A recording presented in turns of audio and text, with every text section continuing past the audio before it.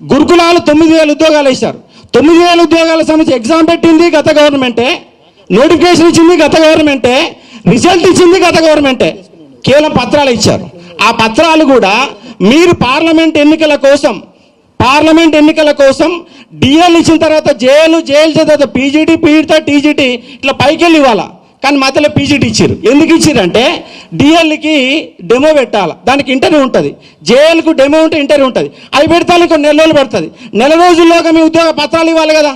అంటే రేవంత్ రెడ్డి ఎన్నికల ముందు కోసమే, మేము ఉద్యోగాలు చెప్పుకోవడం కోసమే మీరు వాళ్ళ గురుకులాలలో 2,500 ఉద్యోగాలు మిగిల్చుకున్నారు. ఇవాళ 2,500 ఉద్యోగాలు మిగిలిపోయినాయి. 2,500 కుటుంబాలు వాళ్ళని మీరు సర్వనాశనం చేసి పడేశారు. ఎందుకంటే ఉద్యోగాలు వస్తాయని చెప్పేసి రాసిరు, 1:2 లిస్టులో ఉన్నారు, పత్రాలు ఇచ్చారు, సర్టిఫికేట్ వెరిఫికేషన్ అయిపోయింది, అన్నీ అయిపోయినాయి. కానీ ఉద్యోగాలు మాత్రం రోడ్డు మీద ఇందిరా పార్క్ 5 సార్లు ధర్నా పెట్టారు. రేవంత్ రెడ్డి గారి ఇంటికి ముట్టడి కూడా 10 సార్లు ముట్టడి చేశారు. అయినా కూడా వాళ్ళ గోస ఇంతవరకు పట్టించుకున్నోడే లేడు. ఎస్ఐ కానిస్టేబుల్ 3,500 ఉద్యోగాలు మిగిలిపోయినాయి.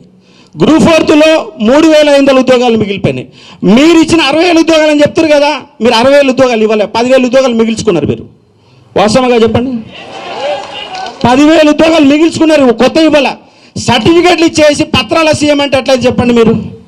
రేవంత్ రెడ్డి గారిని మేము ప్రెస్ క్లబ్లలో మాట్లాడి ఈడ మాట్లాడి కాంగ్రెస్ పార్టీని గెలిపిస్తే ఇవాళ పత్రాల సీఎం అయిపోయింది రేవంత్ రెడ్డి గారు. మీ గౌరవ భావంతో మేము కాంగ్రెస్ పార్టీని గెలిపిస్తే ఇవాళ